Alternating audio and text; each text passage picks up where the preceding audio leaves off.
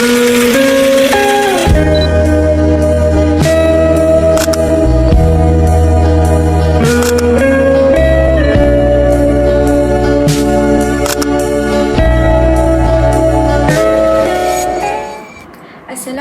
warahmatullahi wabarakatuh, and good morning respected to the lecturer and my fellow friends. Let me invite you to imagine a situation. Okay, one day you walk into a classroom and you see a child sitting quietly in the corner, refusing to join his friends, and another child is shouting, grabbing toys and pushing their friends. Now, here is the question. As these children misbehaving, or are they communicating something deeper? As future early childhood educators, how we interpret this situation will define the kind of teacher we become. Today, I will share with you and discussing about the role of teachers in supporting children's emotional well-being. Okay, what the means of emotional well-being? So, emotional well-being refers to a child's ability to recognize, understand, express, and regulate emotions effectively. So, in the content of early childhood education, emotional well-being is closely linked to social and emotional learning. Research in early childhood development shows that emotional security forms the foundation for all areas of learning. So, without emotional stability, children will struggle to focus, engage, and build relationships with their friends or teachers. And in simple terms, before a child can learn, a child must feel safe first. This is why teachers are not just being instructors, but being emotional anchors in a child's life. So, first of all, teacher can act as emotional role models.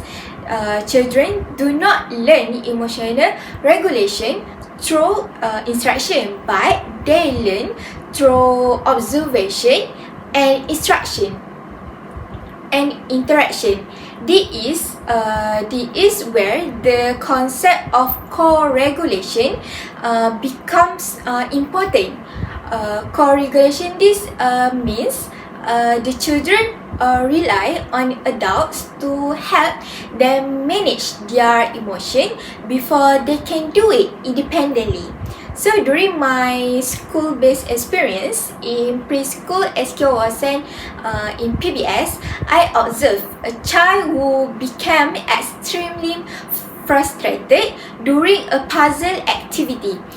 He threw the pieces and started crying.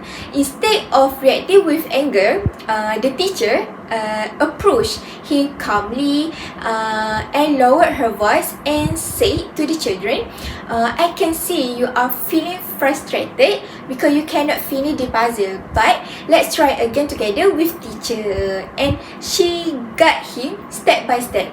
And what happened next was impressed me, that the child slowly calmed down and engaged in the activity. And this shows that when teachers regulate themselves, and they help children to regulate too. And secondly, teacher can also create an emotionally safe and responsive environment among children in classroom. So, a classroom should not only be physically safe, but also emotionally secure. So, children need to feel accepted, respected, and understood. In my preschool SQ wawasan, I observed the teacher implemented consistent routine that have morning greetings, that how are you okay, or structured activity, and predictable transition. So this routine can reduce anxiety because children knew what to expect the next activity that we will do. So additionally, there was a designated calm corner equipped with soft cushion, emotional cards, and soft toys. So when children feel overwhelmed, teachers will gently guide these children to this page. That is not as punishment but as a strategy for self-regulation to the children. So this reflects a shift from controlling behavior to supporting emotional needs. And thirdly, teacher can play a critical role in developing children emotional literacy. So emotional literacy is the ability to identify, understand, and express emotions appropriately. So many young children do not yet have the language to express feelings such as frustration, jealousy, or anxiety. So as a result, emotions are often expressed through behavior. So during my PBS, I work with a child who frequently refused to participate in group activity. At first, to me, it seemed like defiance. However, after I spent the time observing and interacting with these children, I realized that the child was actually feeling anxious in a large group. So instead of forcing participating in large group, I use a gradual approach that I use starting with one-to-one interaction, then small group activity. And I also use simple phrases like are you feeling nervous, or it's okay, you can take your time to connect with your friend in the groups. So over time, the children became more confident to join the large group activity. So this experience taught me that when we teach children the language of emotion, we empower them to communicate instead of react. And next, teacher can building a strong and secure teacher-child relationship is essential. So according to attachment theory, children need consistent and responsive caregivers to develop emotional security. So in the classroom, teachers become secondary attachment figure. This means our responsiveness, warmth, and consistency directly can affect a child's emotional development. So I observed that children were more likely to seek help, that participate actively, and manage emotions better when they had a strong bond with their teacher. Like simple but intentional action that such as greeting children warmly, that always ask, are you okay? Do you want to express yourself? Or maintaining eye contact when do activity, and actively listening when they want to express or ask something to us. So when children feel seen and heard, they will feel safe, and when they will when they feel safe, they will learn to how express their emotion. And finally, teacher need to collaborate with parents and the community, because children emotional well-being does not exist in isolation. It is influenced by their home environment, if they have a happy family or broken family, family dynamic, and life experiences. So in my observation, teachers use communication books or WhatsApp application to informal conversation during peak one time to share information about children emotional state. So for example, if a child appear withdrawn or easily upset, the teacher would gently discuss it with their parent. So their parent will help their own child at home. So this allows both parties to understand the child situation and provide consistent support. And effective collaboration ensure continuity of care, which is essential for emotional stability. So at this discussion, I would like to highlight a key perspective. As educators, we must move away from asking, how do I control this child behavior? Instead, we should ask, what is the child trying to tell me through their behavior? Because for me, every behavior is a form of communication. So when we respond with as a teacher, if we respond with empathy rather than give punishment to the children, we do not just manage the classroom, but we can give feel safe to the children. So in conclusion, teachers play a vital and multifaceted role in supporting children emotional well-being. So as a teacher, we are emotional role models, creators a safe environments, facilitators of emotional expression, builders of meaningful relationships, and being a partner with their parents. Our role goes beyond academic teaching.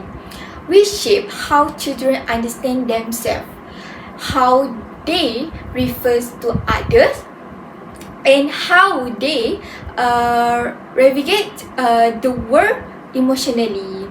So before I ending my public speaking, I would like to leave you with this powerful thought. A child who feels safe is a child who is ready to learn about their emotional. And every child you meet is fighting a battle you may not see. So we as a teacher or anyone, we need to be kind and always to the children and try to understand their emotion. So that's all from me. Thank you for your attention. If you have any questions, reflection, or ideas about this topic, you will feel free to leave them in the comment section below. I will love to hear your thoughts and engage in discussion. Thank you for watching.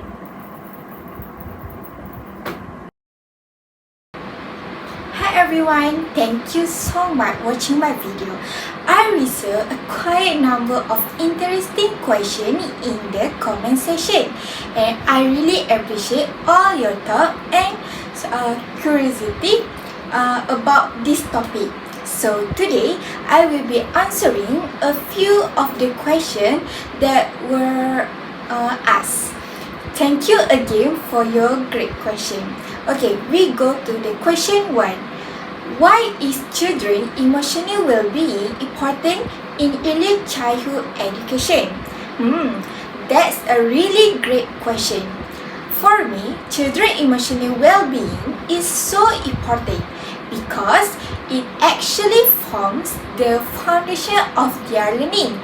When children feel safe, secure, and understood, they are be more confident in the classroom and be more confident to explore, participate, and interact with others like friends and teachers. But if a child is feeling anxious, upset, or unsupported emotionally, it will become very difficult for them to focus or engage in learning activities in classroom. So, before we can teach them academic skills, we need to make sure they are emotionally be ready. In simple terms, a child who feels good, they will learn better in the classroom. So, we go to the question 2. How can teachers help children who struggle to express their feeling? That's something very common, especially in early childhood. Many children don't yet have the vocabulary to explain how they feel. So, they express emotion through behavior like crying, shouting, or even withdrawing. So, what teacher can do is guide them by using a simple and supportive language. For example, instead of correcting them immediately, we can say, I can see you are feeling upset, or are you feeling angry, or are you sad, or you want to share with me? And this help children start to recognize and label their emotion like angry, upset, anxious, shocked, or anything. And teachers can also use activities like storytelling and show emotion cards to support emotional expression. Over time, children will become more confident in communicating their feelings instead of reacting through behavior. And we go to the question number 3.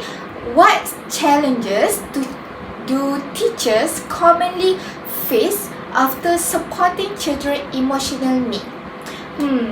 I think that's a very realistic question. One of the main challenges is a time and classroom size. When teacher has many children in one class, it can be difficult to give individual emotional support to each child. Another challenge is understanding the most of the child's emotion. So, like sometimes the behavior we see in class is influenced by things happening at home, which teacher may not always be aware of it because their parents being always with them in home. And then also some teachers may feel unprepared or unsure about how to respond their express or their behavior to certain emotional situation, especially if they have not received enough training in emotional development. But despite these challenges, teachers can still make a big difference by showing empathy, being patient, and building strong relationship with children in the classroom. Even small actors can have a lasting impact on a child's emotional well-being. So that's That's all from me. Thank you so much for your question. If you have more thought or question, feel free to have them in the comment section below. I'd be happy to respond and continue the discussion. Thank you for watching.